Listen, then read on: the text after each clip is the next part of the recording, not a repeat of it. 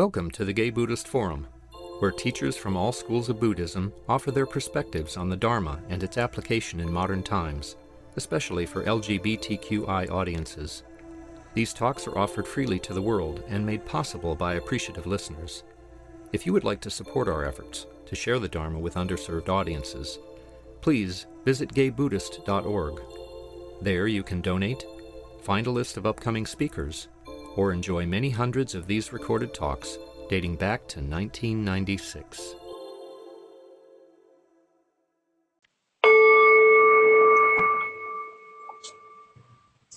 Hi, everyone. Welcome to the Gay Buddhist Fellowship. At this time, I'm going to introduce our teacher for today.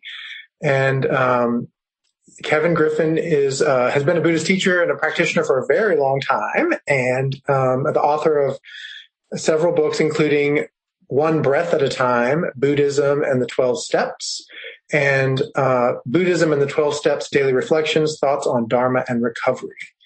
So a longtime Buddhist practitioner and 12-step participant. He's also the leader in the Mindful Recovery movement and one of the founders of the Buddhist Recovery Network. Kevin is a husband, father, and musician.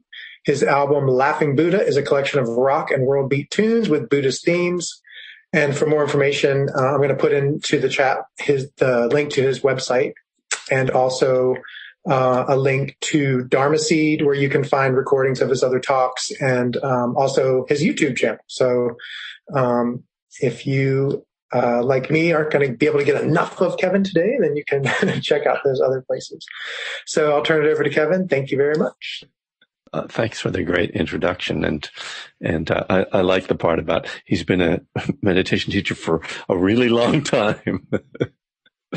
Let's not get into details of length of time. Wonderful to be invited to the GBF, and I've been coming around as a visitor for some years, and like all of us, I miss being able to be together, and I love the space that you practice in at the San Francisco Buddhist Center. And from where I am in Berkeley, it's just a quick hop over the bridge on a Sunday morning.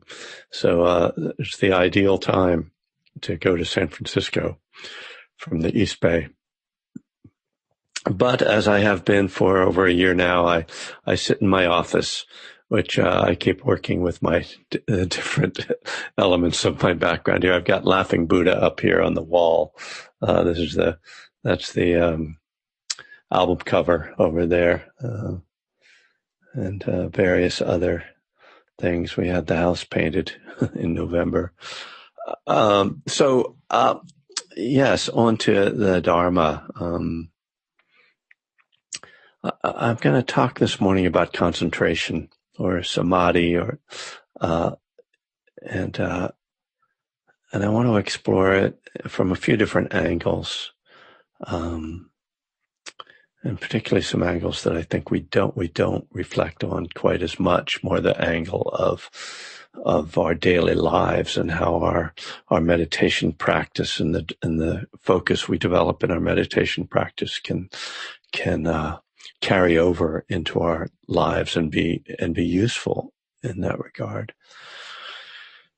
But first, just to talk a little bit about concentration, it's in a way it's hard to separate out the different elements of mind that are developing, that we're working with as we're meditating. We emphasize mindfulness in Buddhist practice, and of course that's become really like a very popular idea and teaching that's gone beyond Buddhism now, way beyond it, and become very secularized and broadly studied and taught and publicized, marketed even. And mindfulness is really the heart of the Buddhist practice, and it's that quality of being present and being awake and aware of our experience. And of course, there are many elements to it, but besides being aware and being awake, the element of mindfulness that's so important is the observing the kind of a reactive mind and letting go of the reactive mind, which includes then the sort of judgmental mind and the biases and opinions, and so all of that really is very revealing of our mind. It's a way that we see how our mind operates, and it's also reveals how we cause ourselves dukkha, suffering, and then how we can step out of that trap that we create for ourselves. Concentration is, sort of tied very closely with mindfulness. In fact, Joseph Goldstein, really one of the leading Western Buddhist teachers, says that a moment of mindfulness is a moment of concentration. That in order to be mindful in a moment, we have to also have a certain amount of stability of mind, at least for that moment. But we also know as meditators that unless we're able to sustain that mindfulness, it doesn't really feel like concentration. It doesn't feel like there's much stability. So first, what I would say is that concentration is in some ways the thing that we value the most as meditators, probably more than mindfulness, because it's so pleasant and it feels like we're really meditating when we get concentrated. Sometimes we can be a mindful moment, in and out of our mindfulness, and it doesn't feel like we're really meditating so much. And indeed, when people first come to meditation, the thing that they probably often unknowingly are searching for is concentration. And the problems that they often express as they're trying to learn to meditate are related to concentration. The typical problem people say is, I think too much. I can't stop my thoughts. And then as a meditation teacher, I have to tell them, well, that's not the point of meditation practice, to stop our thoughts. It's more about changing our relationship to thoughts and seeing them for what they are and seeing through them with mindfulness. And nonetheless, there is this strong impulse, I think, for concentration. And I think it's because we sense that the real calm and peace that we are seeking really is going to depend on that. And again, we might not even know enough to identify concentration as the thing that we're seeking, but it is those facets of concentration that we kind of grasp at, the calm and the peace and the quiet. So I was looking at a couple of my dearest guides in practice for some of their thoughts on this. So Bhikkhu Bodhi, who is a great translator and scholar of the Buddhist tradition, he has a wonderful book, one of the smallest and most potent word for word books, called The Noble Eightfold Path.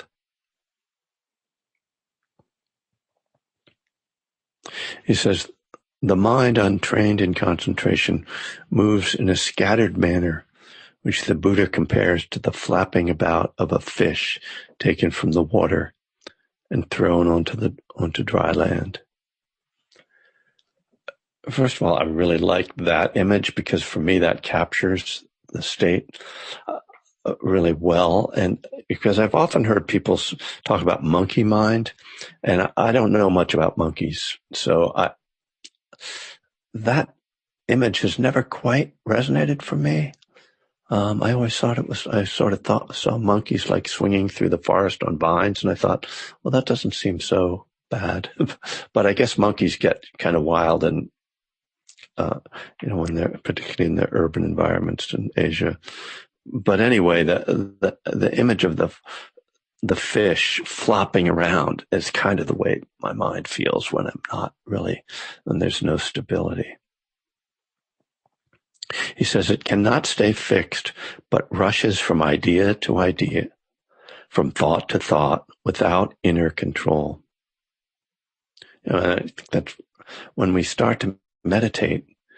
Before we meditate, we might not even know that this is happening, right? But when we start to meditate, it's like, oh my God, I didn't have this problem until I started meditating. Now I've got this problem of my mind jumping around. Such a distracted mind is also a deluded mind, overwhelmed by worries and concerns, a constant prey to the defilements. That's greed, hatred, and delusion. It sees things only in fragments, distorted by the ripples of random thoughts. But the mind that has been trained in concentration, in contrast, can remain focused on its object without distraction. This freedom from distraction further induces a softness and serenity, which make the mind an effective instrument for penetration. Like a lake unruffled by any breeze, the concentrated mind is a faithful reflector that mirrors whatever is placed before it exactly as it is. So this idea that it allows us to really see deeply. I also really like this when he says this freedom from distraction further induces a softness and serenity. So when we've been in these states, there is a softness to it.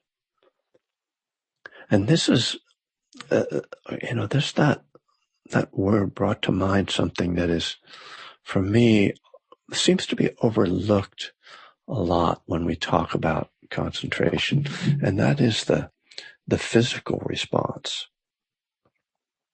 And this is where I think the language, the translations, as they often do, fail to capture the true nature of the experience that's being talked about in the Dharma. That's talking when we talk about samadhi or concentration. We think of concentration because in our language, concentration is very much a mental state. And that's certainly an aspect of it, and Bhikkhu Bodhi is talking about that. But my experience of it is that when I first experienced calm and quiet in my meditation, it was on a long retreat, relatively long, 3 weeks, about halfway into this retreat, a long time ago. And it was as much physical as mental. There was a feeling of dropping, of almost heaviness and stillness and indeed softness. And it wasn't that my thoughts stopped, but they kind of, it was like they took a different role. It was like the calm came forward and the thoughts went back. And so this physical aspect of it, I think, is, as I say, I think it's underemphasized, and it's one that nonetheless, I think we intuitively know about it, because what do we do when we're trying to calm down and get concentrated? We work a lot with the body. The guidance with meditation often starts with relaxing the body. And then we'll talk about take some deep breaths, use the exhalation to settle. All of those are physical things, right? So it's not purely, or maybe even essentially, question about that word, but it's certainly not purely a mental thing that we're trying to develop here, a mental state. It's very much a mind-body state. And I think much of the time, the body is an easier and simpler, less problematic gateway into concentration. It's one of the reasons why I think yoga is a really effective tool, or qigong, in developing concentration, and often on meditation retreats and people's daily practice, they'll combine the two, do some yoga or qigong before meditating. And that again really points to this connection. But even just as that simple way of just, let me, when we notice that we're agitated in our lives, what do? We kind of go, let me relax a little bit. And then we know that there's a mental thing going on, but we kind of go at it, because how do you, confront your thoughts and stop your thoughts? There isn't really this direct pathway to that. It's very difficult to just say, I'm thinking, stop thinking, or relax thoughts, calm down. Now, there are ways that we can do that we can talk back to our thoughts. And it's kind of like cognitive therapy, where we sort of challenge the nature of the thoughts. I'm very anxious. Well, and then we sort of talk to ourselves, well, there's nothing to worry about. Things are going to be okay. You're overthinking it, or whatever we do to kind of talk back to ourselves. But it's, it doesn't quite work the same as the physical. The other wonderful teacher who I did never meet is Ajahn Chah. Many of us feel a real connection to him. He was Jack Kornfield's teacher, and really the founder of a whole lineage of the Thai forest tradition. Well, not quite the founder, but sort of the leading light of it. And so many of my teachers were his students and worked with him. So his writing, he didn't really write. The transcriptions of his talks are much more conversational, whereas Bhikkhu Bodhi is really a scholar, and sort of every word of Bhikkhu Bodhi you have to kind of very carefully parse. But this has a much more, you'll recognize, a very more conversational tone.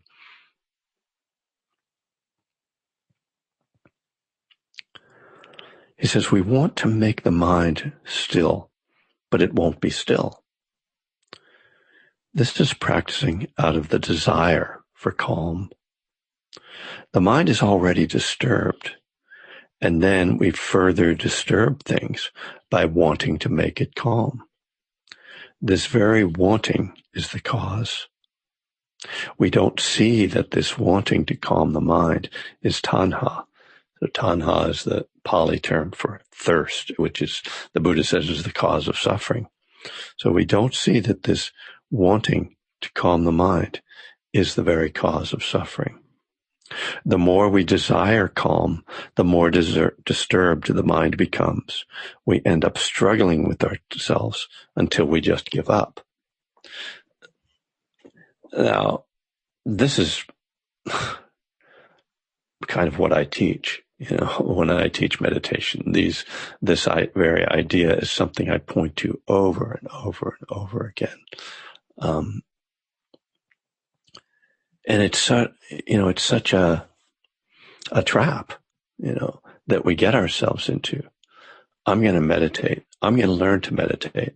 Okay, now I'm meditating. Oh, hey, It's too busy in here. It needs to calm down. What's wrong? And we start judging ourselves. We start questioning ourselves. We start questioning the teachings. Oh, well, meditation, maybe it's not for me. Maybe I need to do something else. Or maybe I'm just no good at this. I don't have you need talent. You need to be, I'm not spiritual enough to do this. And all the stories that we make up for ourselves because we're trying to get something. And of course it sets up this classic paradox of Buddhist practice, which is we are trying to develop something. We are trying to develop concentration. We are trying to become more mindful, more loving, more generous, develop all these qualities.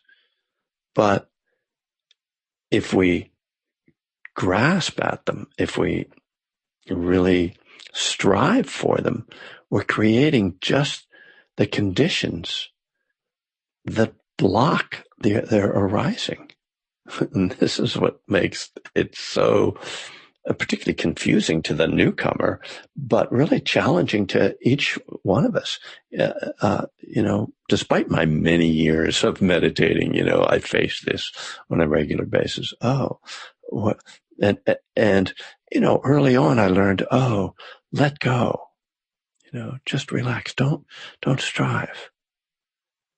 And then you find yourself falling asleep or you just find yourself drifting off like, well, if I don't do anything, nothing happens. One of my conclusions, and this is debatable and has been debated with me. I was on 10% Happier, the podcast, recently.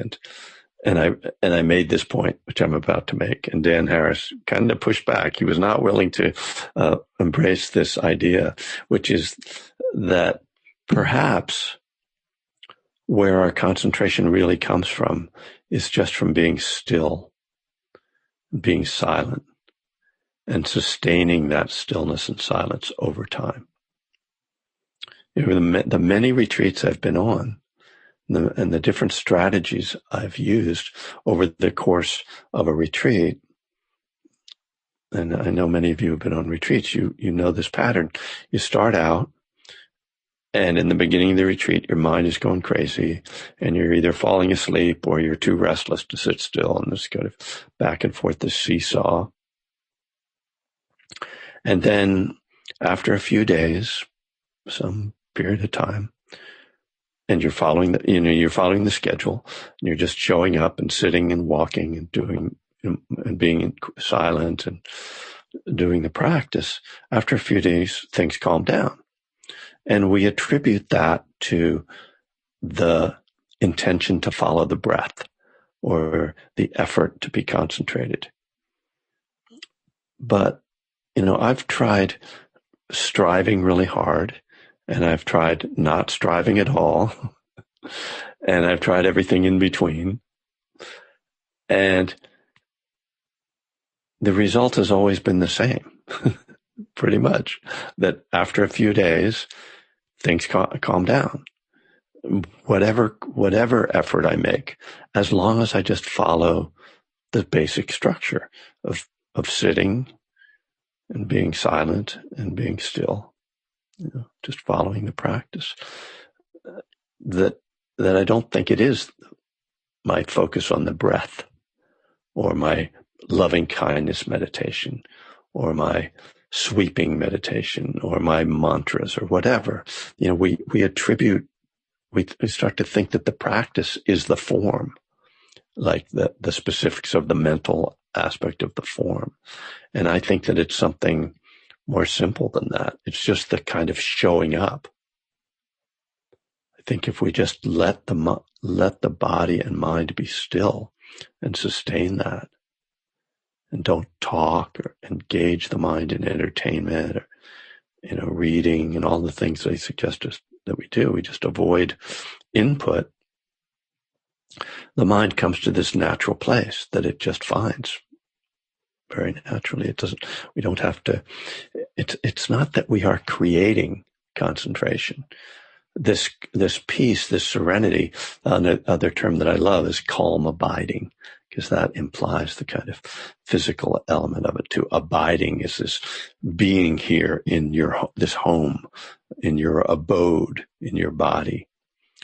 This calm abiding lives within us, is a birthright, something that humans have a natural capacity for. We just have to create the conditions for that to arise. And of course, meditation teachings are all about creating those conditions. And the different practices are expressions of different people's ideas about what those conditions are. So let me continue. Because so I kind of went around a bit in a circle there to come back to this idea that Ajahn Chah is saying is that if we're striving for something, that it gets in the way. It actually creates more agitation and disturbance in the mind. Excuse me. Some problems with having a really good microphone. That when we get very attached to the form, I've got to stay with my breath, or I have to repeat these phrases, or whatever that form is, then that can become just what Ajahn Chah is talking about, this kind of striving to do it right, to, pay attention to the breath correctly, and so that if we let go of sort of that much attachment to form and just kind of show up and try to stay in the body and come back to the body, that accomplishes the same thing. So he has this great image in the next paragraph. And just to let you know, I'm reading from his book called Food for the Heart. It's the collected teachings of Ajahn Chah. Food for the Heart. He says, if we see that the mind is simply behaving according to its nature, that it's, or the thinking that's going on is just the mind's nature, which of course it is.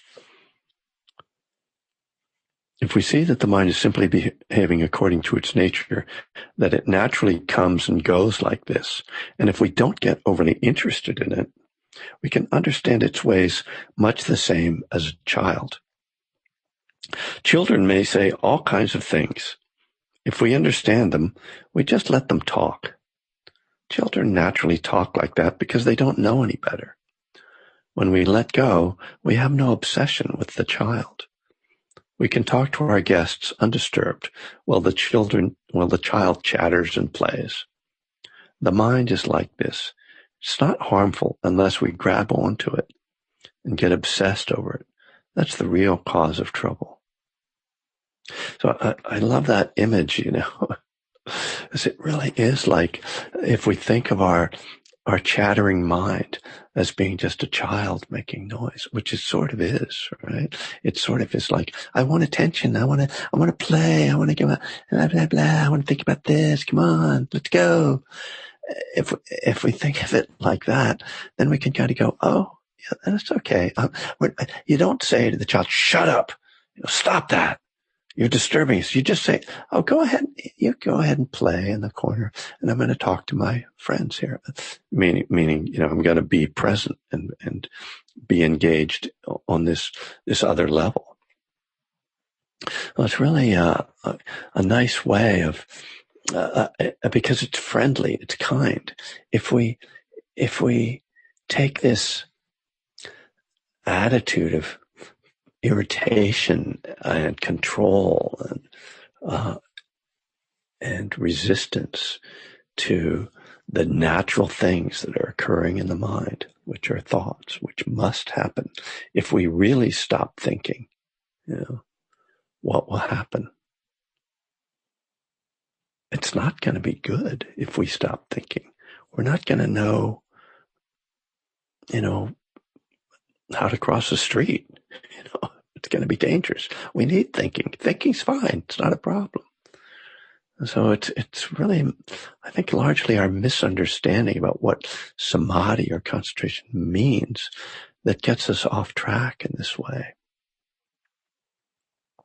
So now I want to bring it to what I suggested at the beginning of the talk was kind of where I wanted to go, which is that as we learn this strategy of the basic strategy of meditation, which is thinking is happening, I acknowledge it, and I come back. I mean, this is, you could say there's kind of, let me step back and say there's kind of two different basic strategies. One is the kind of the children are just talking in the background strategy, and I don't even really turn to them, give them much attention. The other one is they're making a lot of noise. I'm going to acknowledge that, and then I'm going to very intentionally come back to the breath. And when a thought completely takes you away and you realize, whoa, I'm just totally like on a trip now, then we have to, assert a little bit more energy, effort to, okay, let me come back. Let me start again. So that strategy, particularly, I mean, both are useful in our daily lives, but this one in particular, when we learn to do that, first of all, we are learning to recognize that thoughts are happening, which might seem like a obvious statement, but if we practice for, all of you probably know this, we don't really notice that thoughts are happening most of the time, because we're busy doing stuff and we're busy acting out the thoughts or responding to the thoughts. So when we have this capacity to notice, oh, thinking is happening, it allows us in our daily lives. This is where the real change can happen. Oh, look, there I go. I'm going into that mood or that judgment or that, irritation or that fear or that sadness or that elation. I'm getting lost in that. And I know where that leads. I need to let go of that. So this is the mindfulness, of course, has to see it. But this capacity to detach, to step back, to come back is actually the capacity of concentration, that coming back into the body. And when we train our concentration through the body, then we learn this in our daily lives to take that breath or to take those 3 breaths to go, oh, and we're not going to get like, zoom, into deep concentration in our daily lives as we're, just in our ordinary activities, but we can very quickly come to a different place. And that ability to do that, to have this, it's a power of mind to separate from that claw. I'm seeing, the way you have the Zoom set up, I'm seeing myself. So I saw my hand there, and it's a claw. That claw that grasps onto things, to separate from that. It's actually the partnership of mindfulness and concentration. The concentration lets us, really lets us release. It lets us soften, the Bhikkhu Bodhi's word, to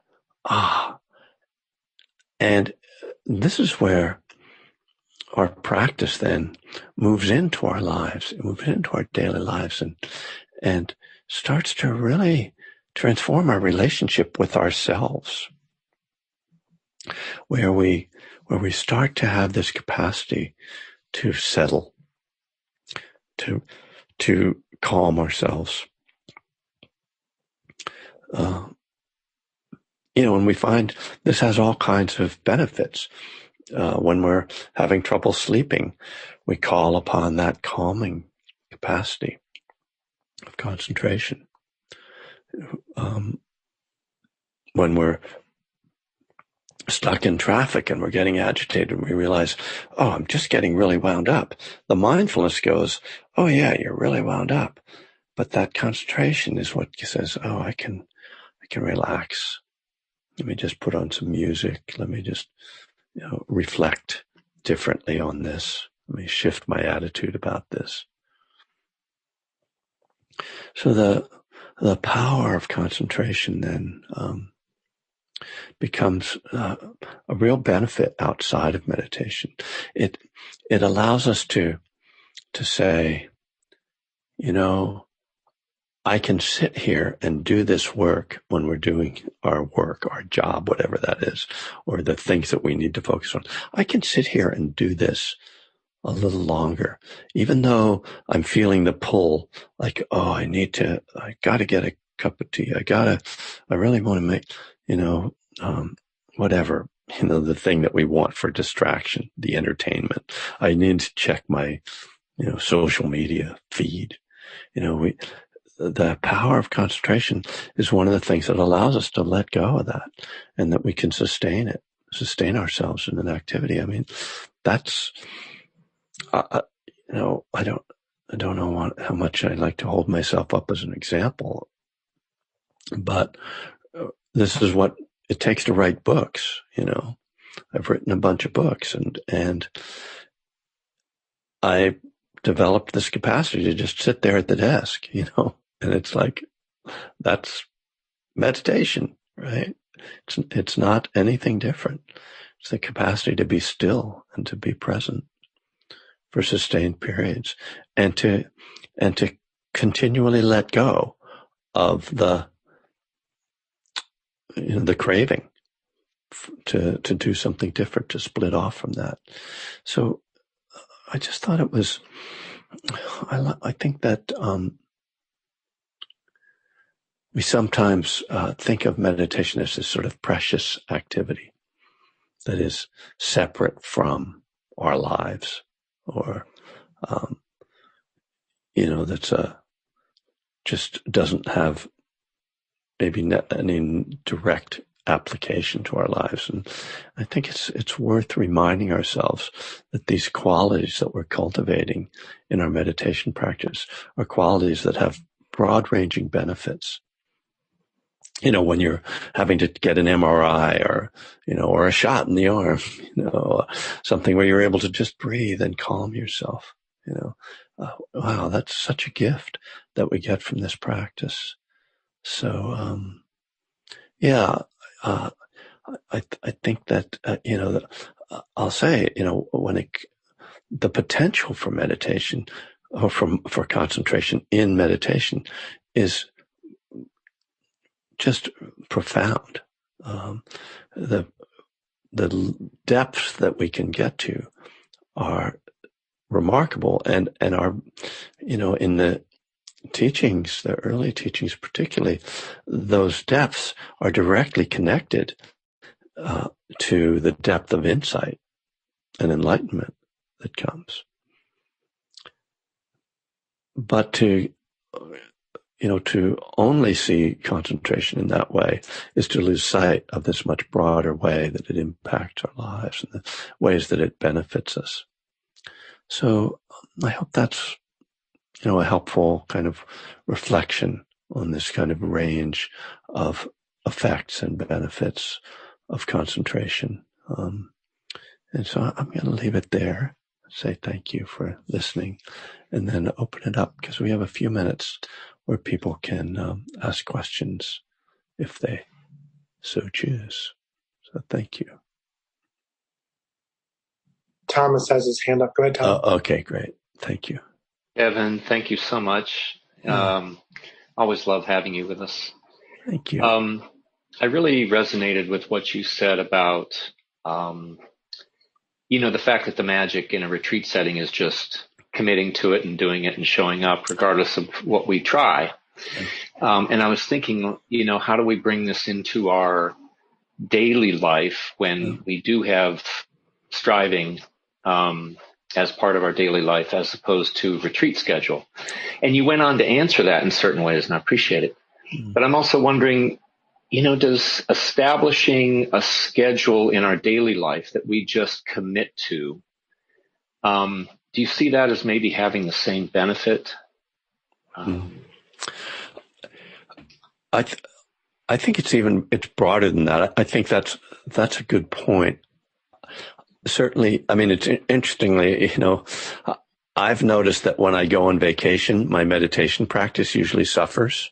And you would think, oh, you're on vacation, you have plenty of time to meditate. But instead, my routine gets thrown off. So yeah, I think it's somewhat personal because I think some people benefit more from routine. I'm a very routine person, and I know I got that from my father.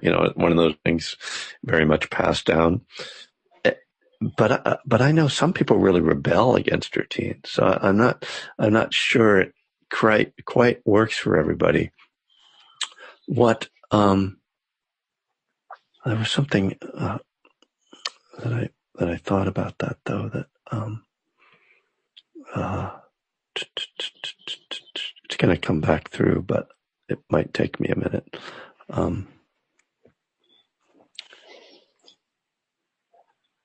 I'll have to wait and see when it comes back. No, I appreciate that thought because it's what are the kind of parallels? Oh, I know what I was going to say. Thank you for waiting. That what I think is more critical, the routine isn't so much a schedule. The routine is following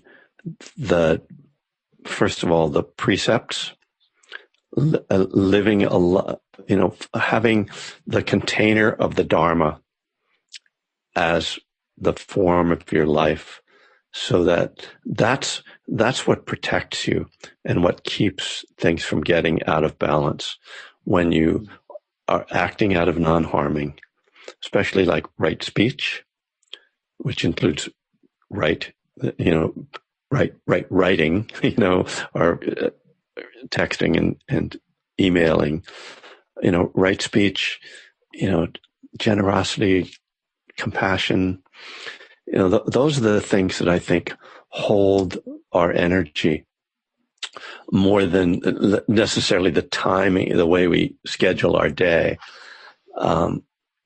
Because that's what disturbs us when we, I just had I'm mentoring in a teacher training program, and one of the students wasn't showing up, and it's early in this 2-year program. It's like the second month. He wasn't showing up, and I was getting annoyed and frustrated, and I needed to communicate to him. And I knew that if I communicated from that place, it was going to blow up, and I took a couple days. I waited and I kept rewriting emails to him. And then I called my mentor to help me handle it. And finally I've put it together right. I did the email and I, hit send, and I get back an email from him like an hour later. He said, you nailed it. You called me. Yeah, that was perfect, and what I heard in that was like, what I did was I nailed the right behavior, and it was because I was trying to be guided by this principle of loving kindness, and not that reactivity. So again, it wasn't the schedule. It was the container of Dharma that protects us. Yeah. Thank you. Thanks. Abel has his hand up. Go ahead, Abel. Hi, Kevin. I just want to thank you for the talk. It resonated with me really well. I am a very practical person and I appreciate practical things. And I think you presented concentration as both like a practical habit and very simple at its core. Yeah. And I think I get, it's difficult for me to get, or it's easy to get thrown into concepts and make them too heady and a little unattainable, as though the goal is to make them unattainable. Yeah. And that's why I like this presentation and this version of what you did, as in concentration is important practical and attainable, and it begins with, or it may begin with the body, and that resonates with me really well. And just being able to hear that what we are practicing is doable and achievable, and that you don't have to get stuck at the beginning is really good for me. Thank you. Thank you. And I could actually give the talk of unattainable concentration. I can make it really like, oh my God, I can never get that. I've actually given that talk like a long time ago when I realized, well, that's not helpful. People get crazy when I talk about it like that.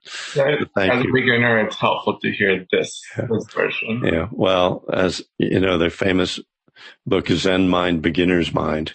He says we should all try to be beginners all the time. That's a good attitude to have, is to be, you're a beginner, because otherwise you think you know it all. That's not helpful. Thank you. Yeah, thanks. And Jason? Yeah. Thank you for your talk. I just wanted to respond in regards to this idea of concentration. One, in regards to being a performing artist, and two, in regards to the image of the monkey. So let me see if I can bring all this together. But basically, as a performing artist, having started as a kid, as an actor, you start to learn this whole idea of concentration. And then that is very much at a cerebral level, I think, at a certain degree. But then as you keep investing in the trainings, you start to learn that it becomes an embodied experience as well. Yeah.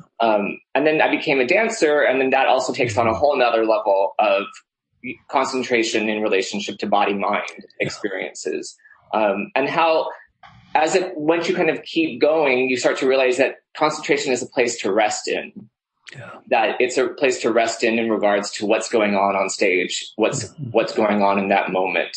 Like what you have practiced, but also what will arise in the moment too, and that it's the place to rest in and to trust into.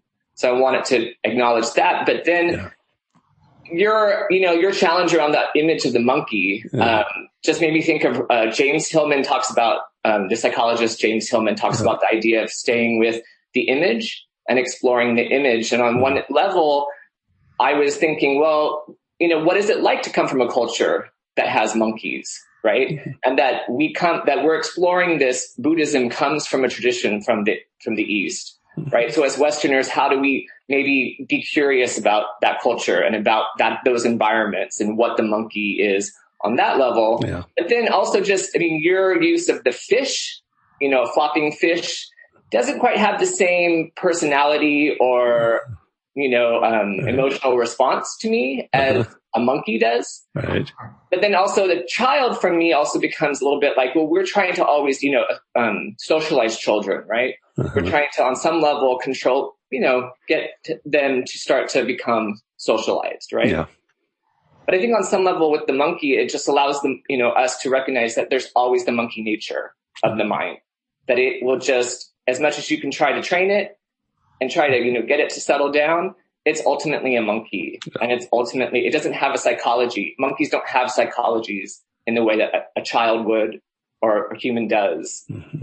So I just wanted to offer that idea around like how to explore, the monkey mind, and then going back to being a performing artist, it's also about like, how do I get away from needing to train it, needing to use training rather than just experiencing what is concentration or what is the mind at times too. So yeah, beautiful. Thanks, Jason. That's great. Yeah, I really like that. Appreciate it. Thank you. I'll work on my monkey attitude. Jeff, thank you, Kevin, for a wonderful talk. You really pointed out the physical or its visceral part of concentration, that calm abiding. And, Eckhart Tolle talks about presence, and you can feel your presence, but it's sort of, it's actually physical in a way. And it can happen, simultaneously with movement, as Jason was pointing out. I remember seeing a Krishna Das chanting event, and he was really kind of rocking, and at the same time there was this real stillness. It was like between the lines, and a quietness and a fullness. It was yeah. So thank you. Yeah, nice. Thank you, everyone. Final closeout. I just say that even in the deeper states of concentration, the images that the Buddha gives are very physical. Maybe sometime I'll come back and talk about those images in the suttas. But he says to fill your body with like bliss, fill your body with calm, fill your body with peace. So it is very much, even as he's talking about the mind, it's the body as well.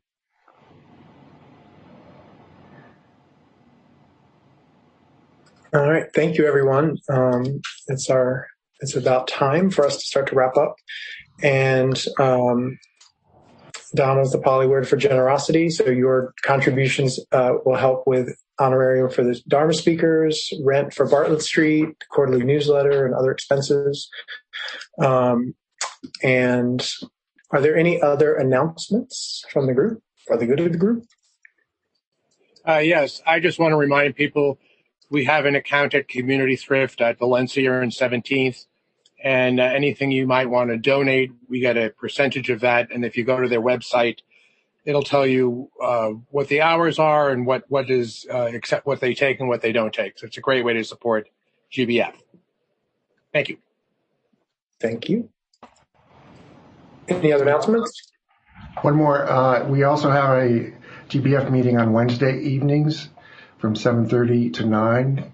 There's a silent sitting from 7:30 to 8 and discussion group that follows. You can come to one or both. Nice. Thank you.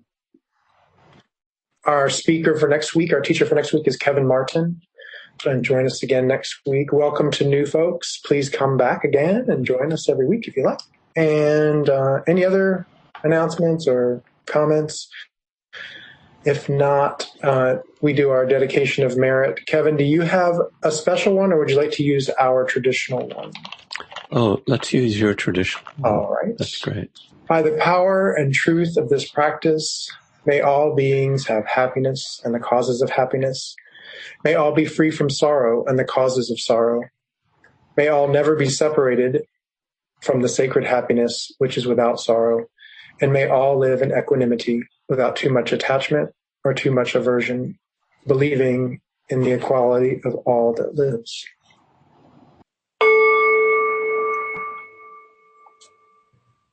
Thank you. Thank you, Kevin. Thank you. Thanks, everybody. Thanks for having me. Thank you, Kevin. That was wonderful. Thanks. Thanks, Risha.